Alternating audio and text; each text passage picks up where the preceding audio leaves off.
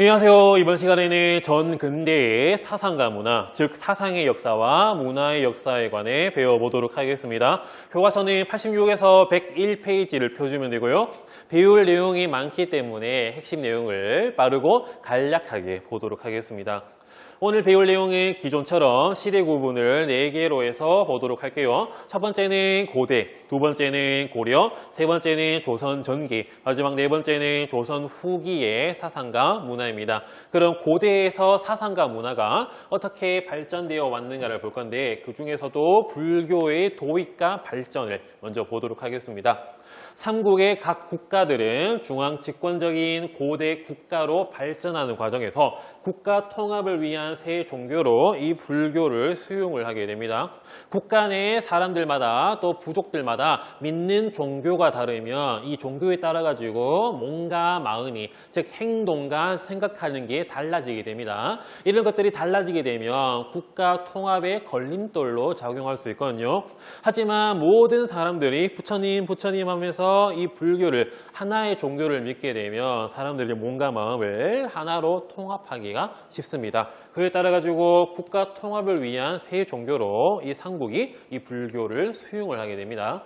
그러면 이 불교가 어떻게 활용되었는가를 보도록 하겠습니다. 왕들은 자신들의 권력인 왕권 뒷받침을 하기 위해 불교를 활용합니다. 신라에서는 불교식 왕명, 법흥왕, 진흥왕 이런 것처럼 불교식 왕명을 썼고요. 그리고 왕즉불, 왕이 곧 부처님이라고 하는 사상을 널리 퍼뜨립니다. 나는 왕인데 내가 부처님이기 때문에 너희 밑에 신하와 백성들은 나를 더욱더 신성시 여기고 나에게 충성을 바쳐라 하는 식으로 이 왕즉불, 왕이 곧 부처님이라고 하는 사상을 널리 퍼뜨리고 활용하게 됐습니다.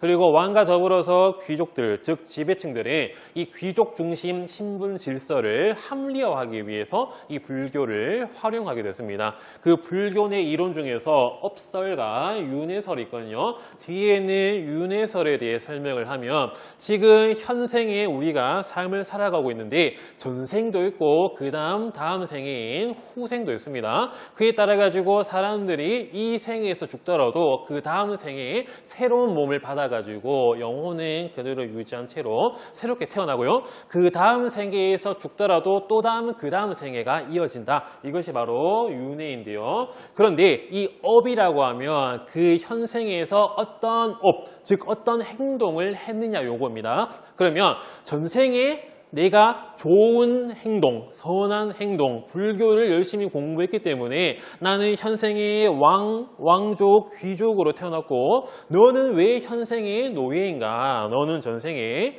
좋지 못한 업, 나쁜 행동, 범죄 이런 걸 저질렀기 때문에 너는 이 업에 따라 가지고 그 다음 후생에서는 이 노예의 몸을 받고 태어났다. 그에 따라서 너 노예, 나 귀족, 너가 나에게 충성을 하고 내가 너를 지배하는 것은 당연한 것이다. 이러한 불교식 논리, 이 업설과 윤회설이 신분 질서를 합리화하는 데 사용되기도 했습니다. 인생은 돌고 도는데 그 다음 생에 좋은 세계, 좋은 몸으로 태어나려면 현생에 좋은 업, 좋은 행동을 해야 된다. 이런 논리였습니다.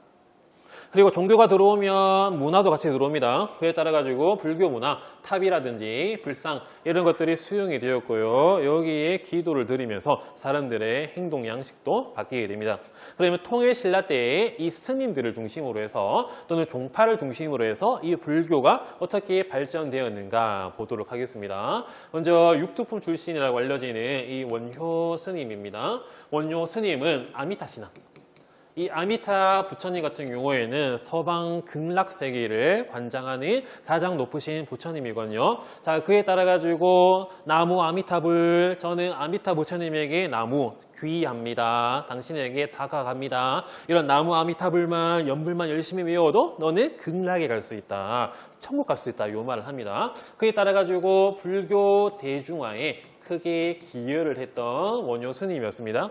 당시 불교를 접하려면 불교 경전을 읽을 줄 알아야 되고요. 경전을 읽으려면 글자를 알아야 되고 글자를 알고 이런 경전이 읽을 정도의 시간이 많다는 것은 높은 신분이어야 가능했는데 살면서 나무 아미타불, 나무 아미타불, 전 아미타 부처님께 귀의합니다. 당신에게 다가갑니다. 이런 연불만 외워도 극락할 수 있다 말했기 때문에 불교 대중화에 크게 기여를 했고요.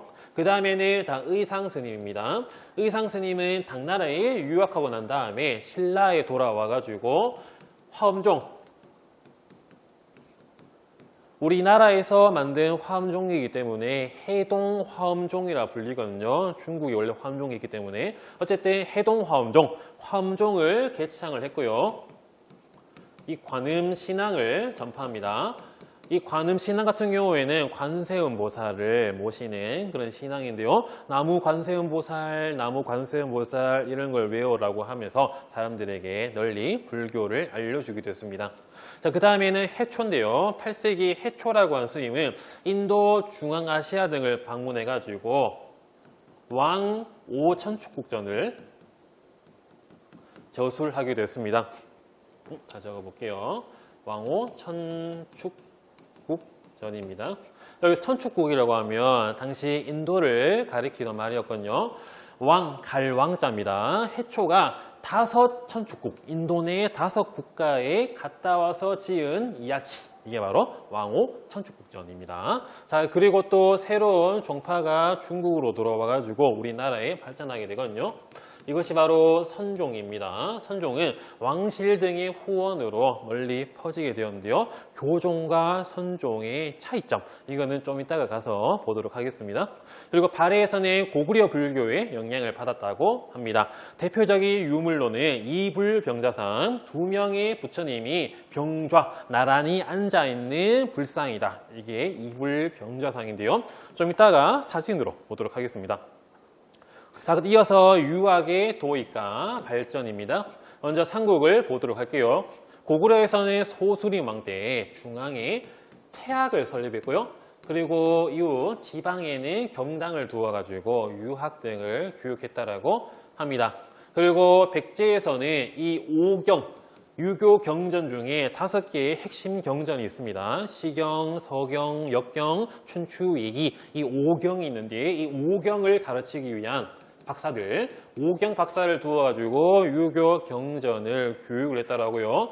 일본의 아지키라든지 왕인이라든지 이런 사람들을 통해서 유교 경전을 일본에 전달하기도 했습니다. 그리고 신라에서는 인신년에 신라 청소년들이 3년 동안 유교 경전을 열심히 공부하자라고 하는 맹세를 기록한 비석이 있습니다. 이게 바로 임신서기석이거든요. 이 임신서기석에는 신라인들이 유교 경전 공부에 관한 내용이 기록되어 있다. 우리 유교 경전 열심히 공부하자, 그런 내용이 비석이기도 합니다. 임신년에 서로 맹세한 것을 기록한 돌이다 하시면 될 거고요. 역사서가 만들어지기도 했습니다. 대체로는 전성기 때 그런 왕들이 자기의 업적을 자랑하기 위해서 만들게 되는데 이러한 역사서들은 현재 전해지지는 않습니다. 유기 그리고 신직이라고 하는 게 이문진이라는 사람 등에 의해서 고구려에서 편찬이 됐고요. 그 다음에 근초고왕 때 석이라고 하는 역사서가 고흥 등에 의해서 편찬되었지만 전해지지 않고요. 그리고 또 진흥왕 때 신라 거칠부란 사람이 국사를 편찬했지만 마찬가지 전해지지는 않습니다. 그 다음에 통일신라 내려가 보도록 하겠습니다. 유학을 위한 학교로 이 국학이 뉴스페이퍼킹 신문왕 때 설치가 되기도 했었고요. 그리고 사람들의 유교 경전 능력에 따라 가지고 관리를 잠시 등용하기도 했습니다.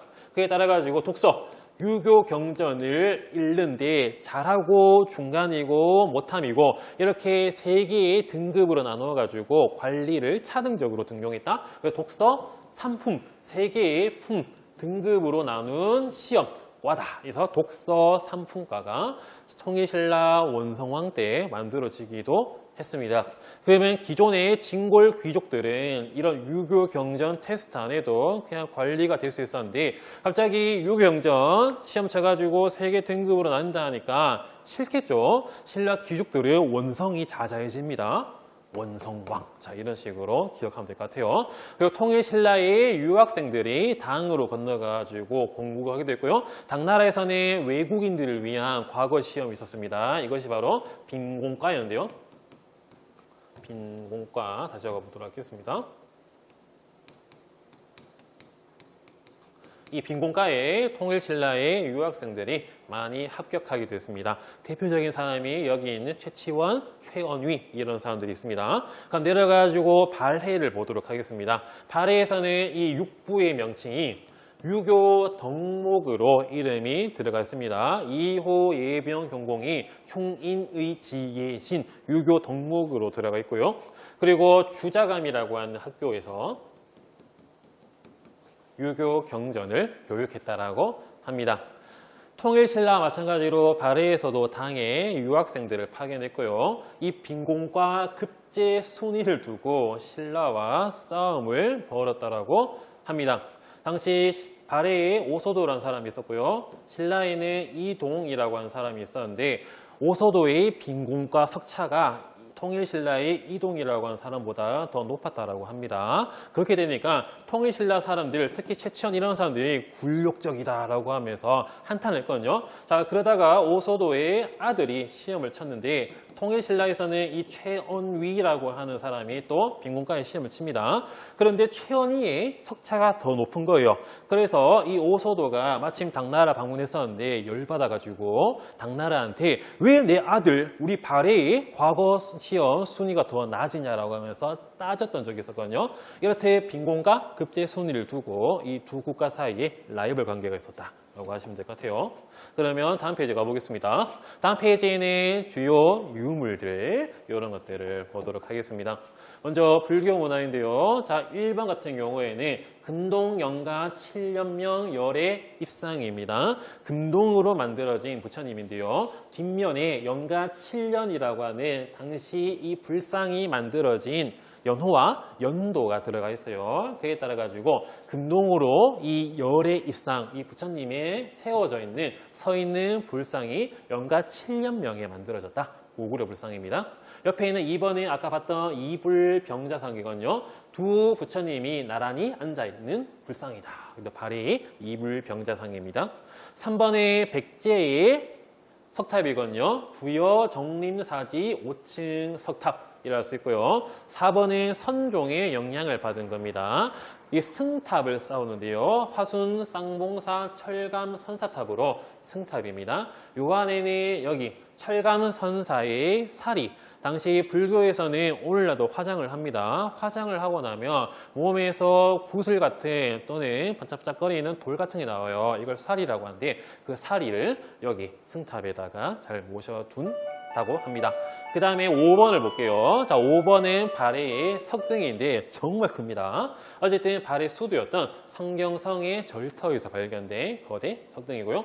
6번은 유명하죠. 불국사 3층 석탑인데 통일신라 때 탑의 모습을 보여주는 대표적인 탑입니다. 자, 그 다음 같은 경우에는 다 돌을 긁어 만들어진 불상인데요. 왼쪽에 있는 거는 백제의 미소라 불려지는 서산 용현리 마의 열의 삼중상이고요. 오른쪽은 유명하죠. 바로 경주 석굴암 석굴 본존물로 통일신라 때 세워진 인공 석굴 사원 안에 있는 부처님 불상입니다. 그 다음에 두 번째는 도교입니다. 도교는 신선, 불로장생, 자연 이런 거를 좀 좋아하는 그런 사상이자 종교일 수 있거든요. 그에 따라 가지고 이 도교가 우리나라에 들어와 가지고 많은 문화재나 이런 것들로 만들어지기도 합니다. 대표적인 게 백제 금동 대향로인데요. 이런 산과 구름, 신선 세 개가 살고 있는 이런 향을 피우는 향로에다가 이 신선의 세 개를 그려주기도 했고, 고구려 강서대묘에 보면 동쪽을 지키는 신인 청룡, 보면 북쪽에는 현무, 그 다음에 동쪽에는 청룡, 서쪽에는 추작, 남쪽에는 백호가 있는데 이거는 도교의 방신입니다. 도교의 방신을 이렇게 무덤 안 벽화에다가 그려놓기도 했습니다. 자, 그 다음에 또 불상인데요. 금동, 미륵보살, 방가, 사유상 등등입니다. 문화가 서로 교류가 되었다 이런 의미로 보시면 될 것 같은데요. 자, 왼쪽 같은 경우에는 삼국시대에 만들어진 금동으로 만든 미륵보살 방가 사유상입니다. 어느 나라에서 만들어진지는 정확히 모르지만 어쨌든 삼국시대 불상인데요. 오른쪽 같은 경우에는 요 금동 미륵보살 방가 사유상형을 받은 일본의 고류사 목조 미륵보살 방가 사유상입니다. 금동 나무인데요. 모습이 거의 똑같습니다. 그래가지고 일본이 우리나라에 영향을 받았구나 하시면 되고요. 뭐 카자흐스탄에서의 발견된 검의 일부 그리고 경주 게림로의 보검 그 형태가 상당히 비슷하다.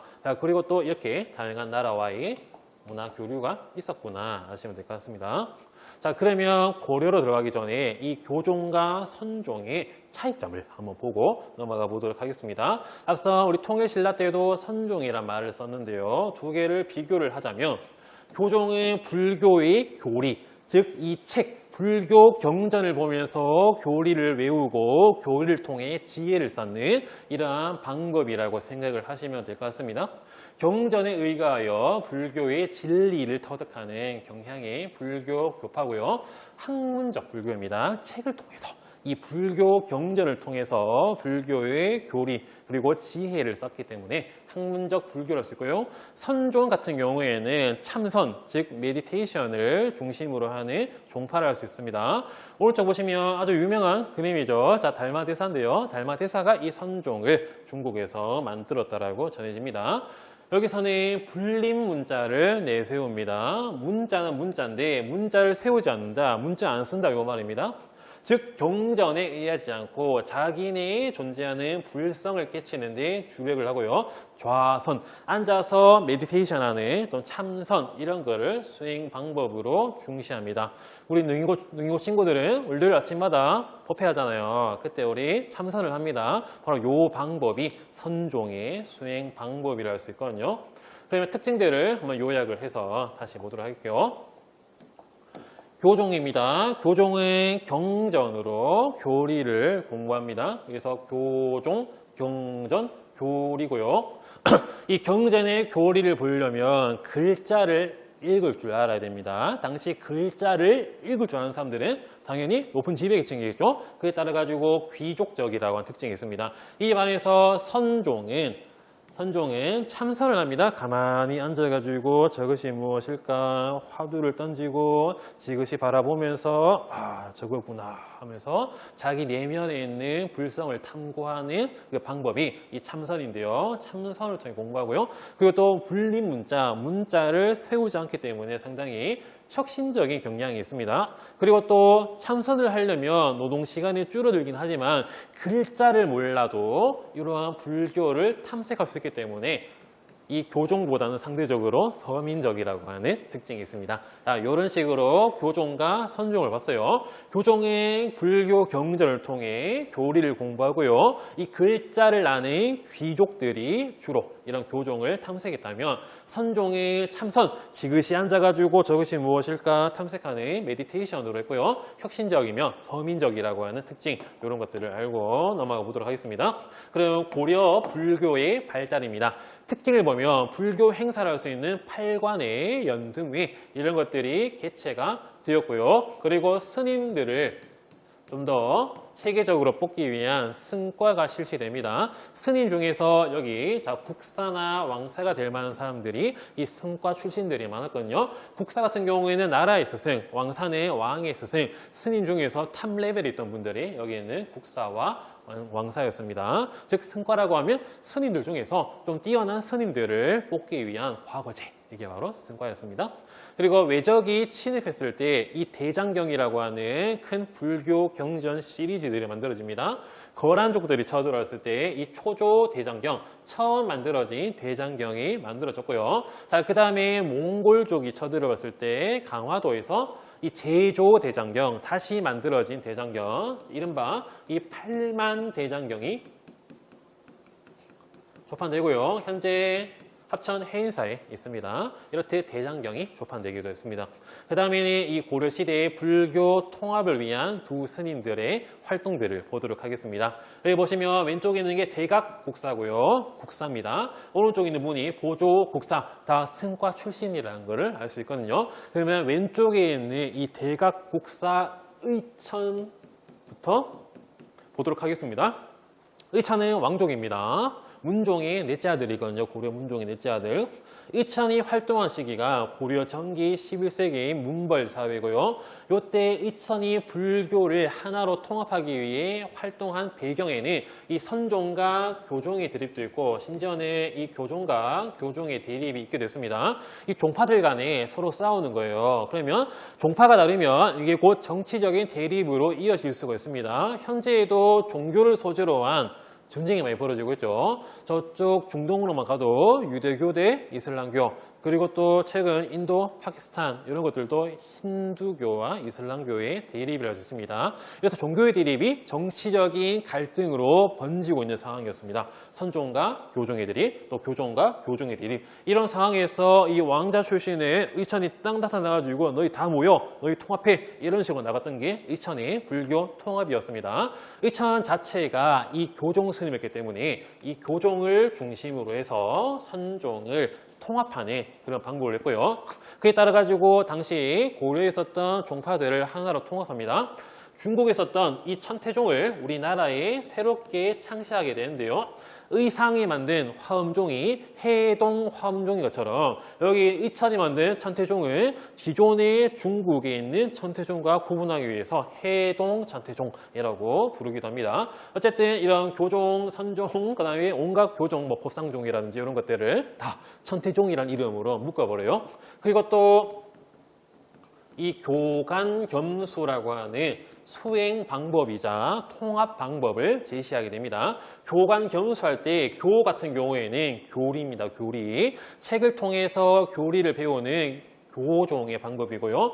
관 같은 경우에는 볼관자입니다. 자리에 탁 앉아가지고 저것이 무엇인가 내 마음속을 지그시 바라보되 이 참선, 이것은 선종의 방법이겠죠. 그래서 교종의 수행 방법, 선종의 수행 방법을 겸해서 수행해야 된다, 함께 수행해야 된다라는 교간겸수를 제시하기도 했습니다. 의천 스님은 또 동아시아 각국 불교 경전에다가 댓글, 이런 주석서를 종합해서 만들기도 했습니다. 그 다음에 넘어가지고 이 진우를 보도록 하겠습니다. 물론 이 의천 스님이 죽고 난 다음에 다시 한 번 더 쫙 갈라지게 돼요. 왜? 물리적으로 확 힘으로 눌렀기 때문에. 그 다음에는 자, 보조국사 진울입니다. 보조국사 진울. 이 진울 스님이 활동한 시기에는 무신정권 시기를 알 수 있습니다. 무신정권 시기에 당시 좀 그 합이 잘 맞았어요. 왜냐하면 이 선종 스님들이 무신정권에 반란 일으켜가지고 무신정권을 뒤흔들기도 했습니다. 죄송합니다. 자, 교종 스님이었고요. 교종 스님들이 무신 정권에 대항해서 반란을 일으켰었고요. 그 시기에는 불교의 세속화가 심했습니다. 불교가 뭐 돈놀이 한다든지 공부를 제대로 안 한다든지 그런 특징이 있으니까 이런 것들을 비판하면서 이 선종을 중심으로 이 진울 스님 자체가 선종이기 때문에 선종을 중심으로 교종을 통합하는 방향으로 불교를 다 이루어지게 됩니다. 그러면 요산 같은 경우에는 결사, 하나의 스터디 모임을 만들어요. 자, 모임 사자거든요. 모임을 결성합니다. 스터디 모임. 우리 불교, 그 다음에 열심히 공부하자라고 하는 이런 결사를 만드는데 그 결사가 바로 정해 결사고요. 이게 나중에 자, 수선사 결사로 이름이 바뀌게 됩니다. 이 진울 스님은 이렇게 선종을 중심으로 교종을 통합하는 방법을 약 2가지 정도 대표적으로 제시하게 됩니다. 첫 번째가 정해쌍수입니다. 정해쌍수. 자, 정 같은 경우에는 깨끗한 마음으로 착 던져가지고 무엇인가 다 참선하는 그런 것들. 그래서 정 같은 경우에는 선종의 수행 방법. 해 같은 경우에는 지혜입니다. 불교 경전의 교리를 공부하면서 내 지혜를 쌓아가는. 그래서 깨끗한 마음으로 참선하는 선종의 정. 또 교리를 공부해서 지혜를 쌓는 해. 선종과 교종의 수행 방법을 쌍으로 수행해야 된다라고 하는 정해쌍수를 제시했고요. 그리고 또 돈오점수라고 하는 그런 방법을 제시합니다. 여기서 돈오라고 하면 한 방에 탁 참선하다가 탁 깨닫는 거, 유레카 박 깨닫는 거거든요. 그러면 여기서 깨닫고 끝나는 게 아니라 점진적으로 수행을 해야 된다. 이것이 바로 돈오 점수입니다. 돈오 같은 경우에는 선종의 수행 방법이고요. 점진적으로 수행하는 점수 같은 경우에는 교종의 수행 방법입니다. 그에 따라 가지고 깨닫고 나서도 계속해서 교리든 여러 가지로 공부를 해라고 했던 게 이 돈오 점수, 선종과 교종의 통합 방법론, 이런 식으로 이창과 진울의 불교 통합 방법을 봤습니다. 이 진울 스님 같은 경우에는 조계종이 발전하는데 큰 영향을 주시기도 했습니다. 여기 자 그림이 있거든요. 자 왼쪽에 계신 분이 대각국사 이천이고요. 오른쪽이 보조국사 진울입니다. 그리고 또 다른 불교 통합의 흐름을 보면 자 요새 스님인데요. 요새 스님이 찬태종을 중심으로 한 이 백년사에서 이 백년사 결사 또는 백년 결사를 결성해가지고 다시 한 번 더 불교를 통합하려고 했습니다. 하지만 이렇게 통합하고 깨끗이 하자라고 하는 불교의 노력이 있었지만 결국에는 불교가 고려 말에 비판을 받아요. 원간석기 불교 사찰이 대농장을 소유합니다. 엄청난 땅을 소유하게 되고 고리대금업, 높은 이자로 돈을 빌려주는, 대여해주는 업, 이런 고리대금업으로 불교 세속화가 심화되게 돼요. 그에 따라 가지고 신진사대부가 이 불교를 까게 됨으로써 조선이 건국되고 억불정책, 불교가 억압당하는 그런 정책이 지속이 되게 됩니다. 자, 그 다음에는 불교에 이어서 고려의 유학, 이 내용을 보도록 하겠습니다. 이거 말고도 다양한 사상들, 도교, 풍수지리도 보도록 할게요. 먼저 유학입니다. 광종 때는 유학적 능력에 따라 가지고 시험을 쳐서 관리를 등용하는 과거제가 고려 광종 때 실시가 되었고요. 성종 때는 그의 프렌드라 할 수 있는 이 최승로가 시무, 시급한 업무 28가지를 건의를 하고 성종이 이를 수용을 하게 됨으로써 유교 이념에 따라 통치체제가 정비가 되게 됩니다. 그에 따라 가지고 이 시기에는 국립대학교를 할 수 있는 국자감이 정비가 되었고요. 12목, 12개의 큰 도시를 설치하고 거기다가 경학, 유교 경전을 가르치는 박사들을 파견했다고 합니다. 그 다음에는 성리학입니다. 본성이 곧 이치라고 하는 성리학인데 이 성리학은 원간석기 안향이라는 사람이 원에서 도입을 했고요. 이재현이 원에서 학자들과 교류하면서 이 망권당에서 성리학의 이해, 폭을 넓히기도 했고요. 공민왕 때는 이 성균관을 통해 본격 성리학을 교육을 했고요. 또 신진사대부가 성리학을 바탕으로 개혁을 추진하기도 했습니다. 그 다음에는 도교입니다. 국가 차원에서 도교 사원이 고려 때 건립이 되었고요. 도교 의례를 지내기도 했습니다. 그 다음에는 풍수질인데요. 땅이 인간에게 영향을 준다라고 하는 풍수질입니다. 고려 삼경이 설치되는데 영향을 주기도 했습니다. 맨 처음에 삼경은 우리 앞에서 배웠는데요. 계경, 평양을 할 수 있는 서경, 그 다음에 경주를 할 수 있는 동경이었는데 이 동경이 나중에 현재 서울이라 할 수 있는 남경으로 바뀌게 됩니다. 어쨌든 땅의 기운에 따라 가지고 여기가 좋은 땅이다 이런 삼경 설치, 그리고 요청의 이 서경 천도 운동에도 이러한 풍수 지리가 영향을 주기도 했습니다. 이렇듯 고려의 사상과 문화 중에서 불교 유학까지 봤고요. 그 다음에는 역사서, 역사인식이 변화를 보도록 하겠습니다. 지금 우리가 배우고 있는 이 삼국시대까지의 역사는 사실상 이 책이 7, 80, 90% 이상을 차지하게 됩니다. 이 책이 바로 삼국사기입니다. 삼국사기. 12세기 김부식, 이름 들어봤죠? 자, 김부식 등이 왕령을 받아 1145년에 편찬됩니다. 우리 묘청이난이 1135년쯤에 발발해서 진압이 되었거든요. 묘청이난 발발 10년 뒤에 국가의 안정과 통합을 위해서 역사서를 편찬하는 게 바로 여기에 있는 삼국사기입니다. 삼국사기의 타이틀, 의의를 보시면 현존하는 가장 오래된 역사서, 지금 존재하는 역사 중에서는 최고 가장 오래된 역사서를 알 수 있고요. 이 역사서는 유교적 합리주의 관점에 따라 기전체로 편찬이 되었습니다. 유교적 시각에서 합리적이어야만 여기 삼국사기의 내용이 들어갑니다. 물론 기괴한 내용이 들어가더라도 김부식이 이거는 좀 믿기 어렵다 그런 주석을 달기도 했었거든요. 여기 자 유교적 합리주의 같은 경우에는 군자 불어, 군자 즉 깨달은 사람, 선생님들 이런 사람들은 불어 말하지 않는다. 괴이력 난신 이런 거를 말하지 않는다 이 말입니다. 괴이하고 난잡하고 귀신 나오는 이런 거를 믿지 않는다 이겁니다. 여기에 바로 유교적 합리주의 원칙이고요. 두 번째는 수리부작입니다. 자, 동영상 30분이 다 돼가지고 이어서 보도록 하겠습니다. 수리부작이라고 하면 조작해서 서술하지 않는다. 이게 수리부작입니다. 예를 들어서 뭐 귀신이 나오거나 아니면 뭐 알에서 태어나거나 이런 내용은 여기 삼국사기에 안 넣거나 또는 넣더라도 김부식이 이거를 믿을 수 없다. 이런 주석을 쓰게 됐거든요. 이렇듯 삼국사기 안 봤습니다. 그 다음에는 자주적인 우리 역사를 좀 자주적으로 보려고 하는 이 역사서들이 만들어집니다. 먼저 이규보가 무신 정권기에 썼던 동명왕평입니다. 이 동명왕은 고구려를 세운 고주몽이거든요. 그에 따라 가지고 이 고주몽, 이 동명왕의 일대기를 서사시로 만든 역사서가 여기에는 동명왕편인데요. 이것은 고구려 계승의식을 내세운 책이다 하시면 될 것 같습니다.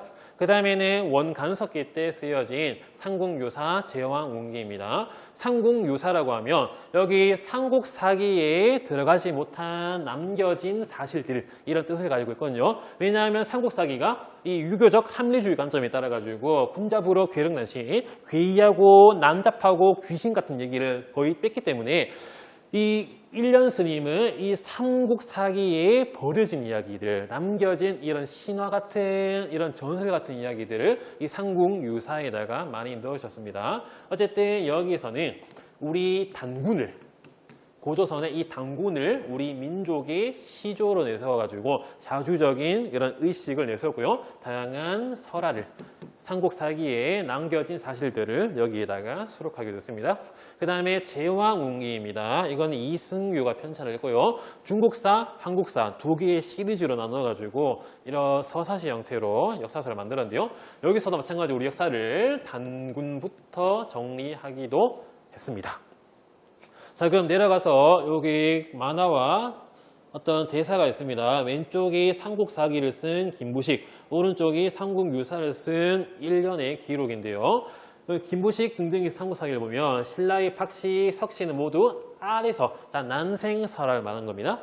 알에서 태어났고 김씨는 금으로 된 상자에 들어가 하늘에서 내려왔다거나 금으로 된 소래를 탔다고 한다. 이는 너무 괴이해서 믿을 수가 없다. 이 유교적 합리주의 사관이 들어가 있습니다. 그 다음에 삼국유사를 보면 제왕이 일어날 때 반드시 보통 사람과는 다른 점이 있다. 삼국의 시조가 모두 신기하게 탄생한 것이 어찌 이상하겠는가? 이런 설화에 대해서 긍정적인 내용이 들어가 있기도 합니다. 자, 그러면 사진들 보고 다음 시대 가볼게요. 인쇄술입니다. 초조 대장경과 팔만대장경 이런 목판 인쇄술로 이렇게 만들어졌고요. 고려 후기에는 세계 최초의 금속 활자가 만들어지게 됐습니다. 여기는 게 직지 신체 요절 금속 활자로 인쇄된 고려의 책입니다. 그 다음에는 고려 청자, 유명하죠. 그리고 왼쪽에 있는 게 개성 경천사지 10층 석탁인데 지금 우리 서울의 국중박 국립중앙박물관 들어가면 로비에 탁 세워져 있어요.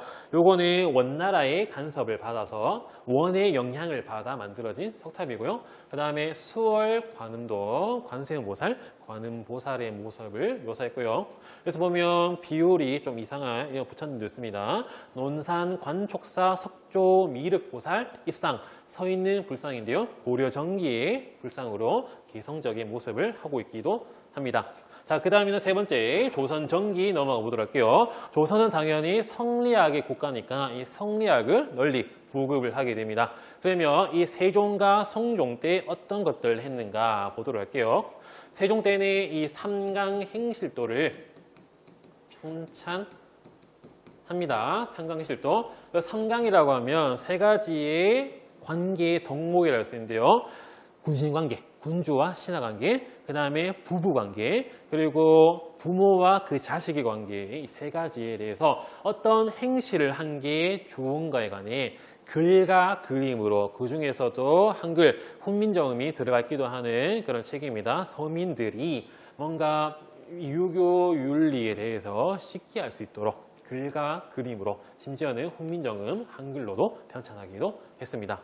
그리고 성종 때는 국조 오레이를 편찬했어요. 나라의 행사 5가지의 예절, 약간 뭐 장례라든지 이런 것들을 만들었던 국조 오레이를 편찬해서 국가와 왕실 행사를 성리학적 관점에서 정비하게 됐습니다. 그 다음에 개인적 관점인데요. 소학, 주자가래 이런 것들이 보급이 되었습니다. 소학은 어린이용 성리학 유교 교과서고요. 주자가래 같은 경우에는 주자와 관련된 가정예법인데요. 그리고 또 이황과 이이가 조선 성리학 발전에 크게 기여를 했고, 이황의 학문은 일본 성리학에 큰 영향을 끼쳐주기도 했습니다. 임진왜란 때 이 이황 계통이었던 강항이라고 하는 사람이 일본으로 건너가지고 후지와라 세이카, 하야시 라잔 이렇게 이황 학문이 전파되게 됐습니다. 그 다음에는 훈민정음입니다. 창제는 당연히 세종대왕께서 우리의 그린 훈민, 백성을 가르치는 올바른 소리, 이 훈민정음을 편찬합니다. 지편전 학자들과 같이 했다 이런 썰이 있는데, 지편전 학자들도 중국이 있는데 어떻게 우리의 글을 만들 수 있느냐, 이 훈민정음 창제를 상당히 반대했다고 합니다. 사실상 세종대왕 혼자서 만든 이 글자가 훈민정음이고요. 당시 세자였던 문종도 조금 도와줬다고 하지만 어쨌든 훈민정음, 한글의 모티브가 되는 이 글자가 세종 때 만들어집니다. 또 보급은 용비어천가, 용이 탁 날아다니면서 하늘을 날아다니는 노래, 임금님들을 또는 임금의 선대왕들, 조선의 선대 조상들을 찬양하는 용비어천가 등이 각종 서적으로 이 훈민정음을 통해 가능됐고요. 또 서리 채용시 중앙관청의 관리입니다. 서리 채용시 훈민정음을 시험했고요. 실무에도 이 훈민정음이 사용되기도 했습니다. 그 다음에 조선시대의 역사서와 지리서인데요. 역사서는 당연히 고려가 멸망하고 왜 조선이 세워질 수밖에 없었는가, 이런 건국의 정당성을 보이고 성리학적 통치 규범을 정착하기 위해 만들어집니다.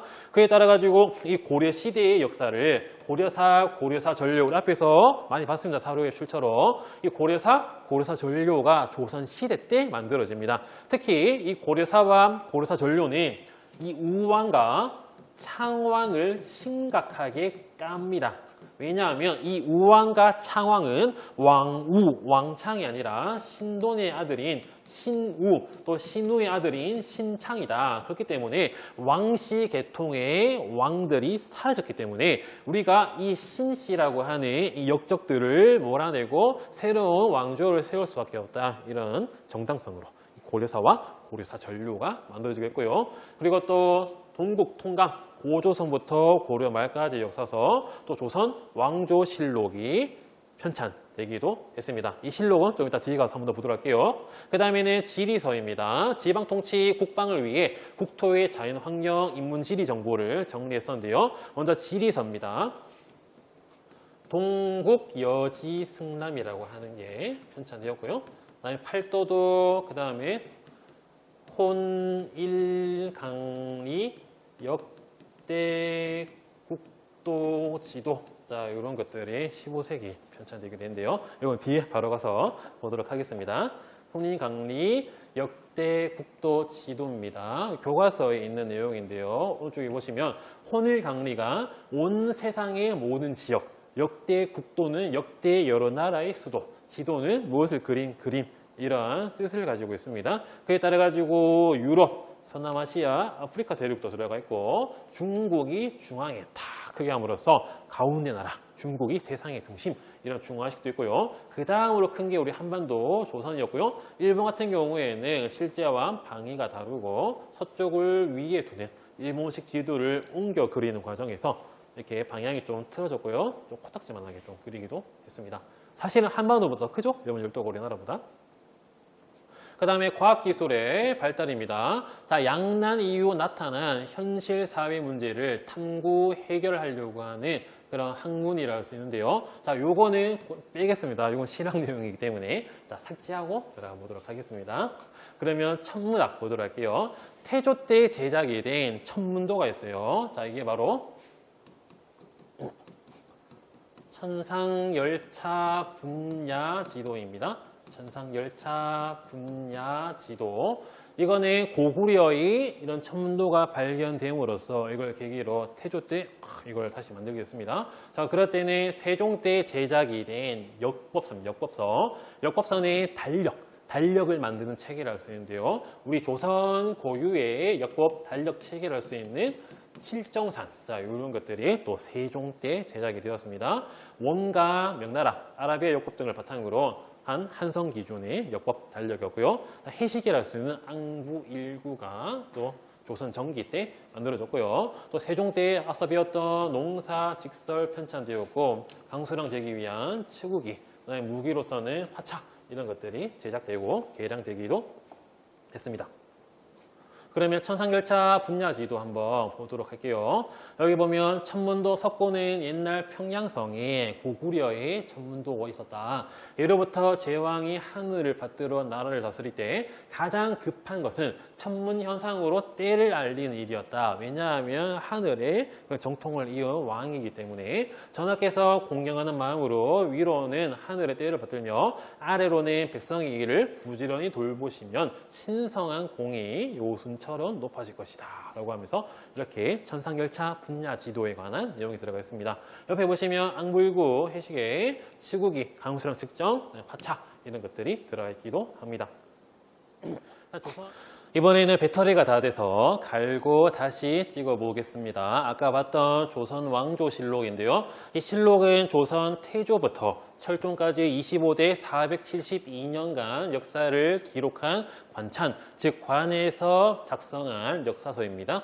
이 실록은 사실 그대로를 기록하였다라는 뜻을 가지고 있습니다. 그러면 오른쪽에 사초를 보도록 할게요. 사초는 사관이 작성한 기록, 역사의 기초 자료고요. 이 사초를 바탕으로 해서 실록이 만들어지게 됩니다. 그러면 이 사초를 기록하는 사관한테는 엄청난 사명감이 주어졌거든요. 사관이 웬만한 사실들을 다 기록을 합니다. 그래서 이 역사서에 대한 객관성이 올라가게 되거든요. 한 일화가 있습니다.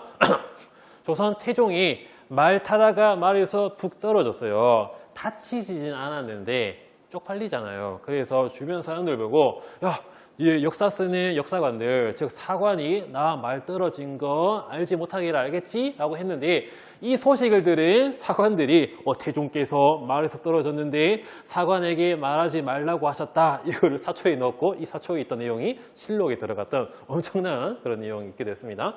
어쨌든 사초 같은 경우 이 사초를 바탕으로 해서 실록이 만들어졌고요. 실록은 역사 참고인 이 사고에 나누어서 보관되기도 했습니다.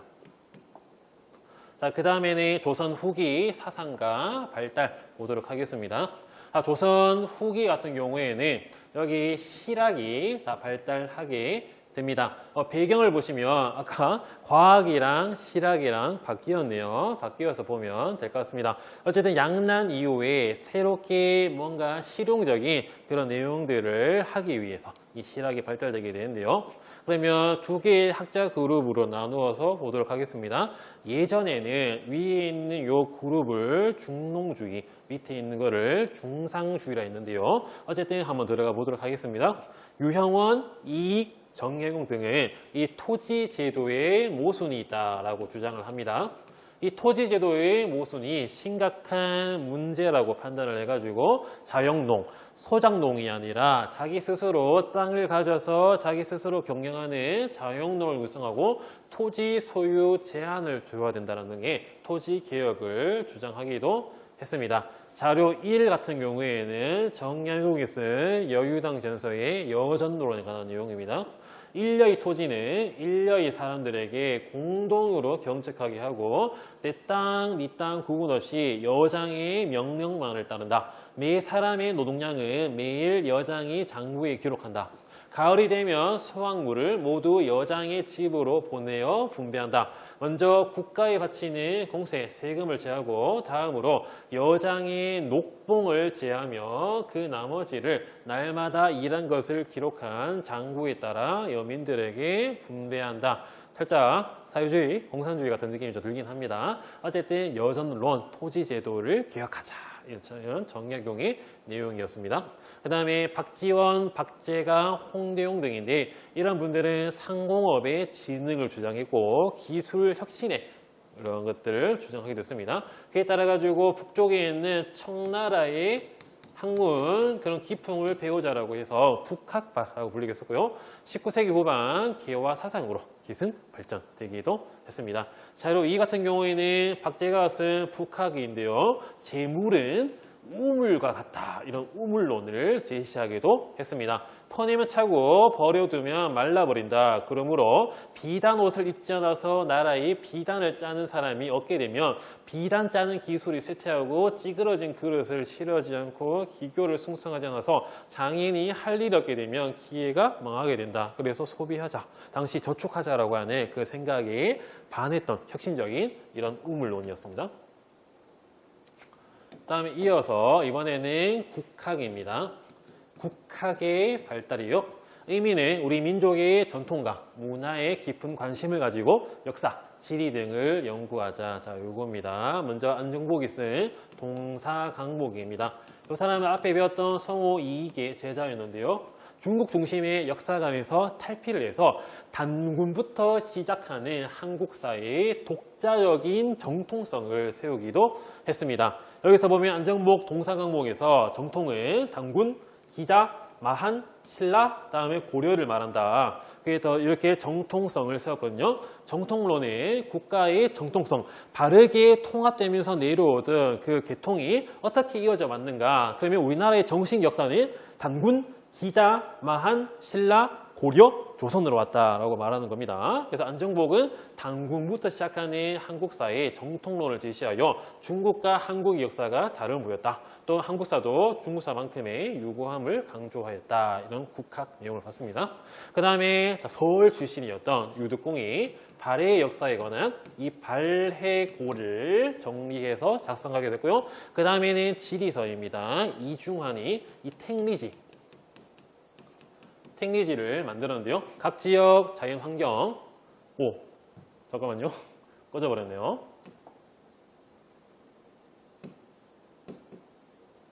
잠시만요. 자, 됐습니다. 지워졌네요. 다시 보도록 할게요. 자, 이중환 택리지인데요. 각 지역의 자연 환경, 풍속, 인물 등을 수록한 인문지리서였습니다. 그 다음에 그 유명한 김종호의 대동여지도가 있습니다. 대동여지도. 이 대동여지도는 22권의 분첩으로 만들어진 지도고요. 22권의 책을 다 펼쳐가지고 하나로 딱 이으면 우리나라의 그런 지도가 만들어졌거든요. 당시 지리학과 지도 제작 기술을 종합한 우리나라의 지도였습니다. 자, 그 다음에는 서학, 천주교와 동학입니다. 서학과 동학인데 서학, 천주교를 볼게요. 천주교는 처음 서양 학문인 서학으로 연구되어 왔으나 점차 신앙으로 수용이 되게 됩니다. 천주교의 제사 거부 때문에 조선 정부가 탄압을 합니다. 이걸 박해라고 하죠. 하지만 이 박해에도 불구하고 빠르게 전파되었습니다. 그 다음에 동학인데요. 서학에 반대한다는 개념으로 19세기 경주의 몰락 양반이었던 이 최재우가 창시를 하게 됩니다. 이 최재우가 말하기로 평등 사상을 퍼뜨리게 됨으로써 동학이 점차 그 세력을 넓히게 되거든요. 최재우가 시천주, 천주 즉 한울림, 하늘의 아버지를 시중 들어라 모시라 이 말입니다. 마음속에 있는 하늘을 모시라. 그럼 우리 마음속에 다 천주가 계시니까 우리는 모두 평등하다라는 말을 주장하기도 했습니다. 나중에 이 손병희 때쯤에 인대천, 사람이 곧 하늘이다. 이런 개념이 나오게 됐습니다. 하지만 정부가 세상을 어지럽힌다는 죄목으로 최재우를 대구에 다 데리고 와가지고 처형을 하게 되거든요. 이후 이대 교주였던 최시영이 교리와 조직을 정비하면서 농촌 중심으로 빠르게 동학이 전파되기도 했습니다. 그다음 마지막 서민 문화의 발달입니다. 배경을 보시면 서민의 경제력이 향상하고 서당 교육 확대로 많은 서민이 글을 읽고 쓸 줄 알게 됩니다. 먼저 문학을 볼게요. 자, 문학 같은 경우에는 한글 소설이 크게 유행을 하게 돼요. 홍길동전, 춘향전 한글로 쓰여진 소설이 딱 퍼지게 되고요. 그 다음에 사설 시조입니다. 형식에 얽매이지 않고 서민의 솔직한 감정을 표현한 시조, 현실 사회를 풍자했던 시조, 이러한 사설 시조가 널리 유행을 하게 됐고요. 그 다음에 공연입니다. 탈춤인데요. 양반 사회의 문제점 등 현실 문제를 풍자하게 됐고, 판소리는 고수, 자 북치는 사람 정당에 맞춰서 소리꾼이 노래와 말로 공연을 한 공연이었고요. 양반에게도 이 판소리가 인기가 많았다라고 합니다. 그 다음에는 회화 부분에서 민화입니다. 서민이 취향을 반영해가지고 해, 달, 나무, 꽃, 동물, 뭐 까치와 호랑이라든지 이런 다양한 소재를 활용했고요. 이름 없는 무명 화가들이 그림을 그렸고요. 오늘날 이어지기도 합니다. 서민들은 미나를 사서 집을 꾸미고 부귀영화를 그리고 행복을 기원하기도 했습니다. 그럼 사진 자료 보도록 할게요. 왼쪽에 있는 게 진경산수화입니다. 중국의 산을 그리는 게 아니라 우리나라의 풍경을 다 그대로 그려내는 이 진경산수화, 즉 정선이 그린 인왕제색도가 있기도 하고요. 풍속화도 있습니다. 김홍도가 그린 씨름도, 그 다음에 신윤복이 그린 이런 월식대, 월하정인, 뭔가 정인, 사랑하는 인물들, 이 사람들을 그리겠습니다. 그 다음에 민화입니다. 까치, 호랑이의 까치도 있고요. 탈춤, 이런 것들도 있습니다. 자, 이번 시간에는 전근대의 사상과 문화에 대해 배워왔고요. 다음 시간에는 근대사로 넘어가겠습니다. 서구 열강의 침략과 대응입니다. 이번 수업도 열심히 들어주셔서 감사합니다.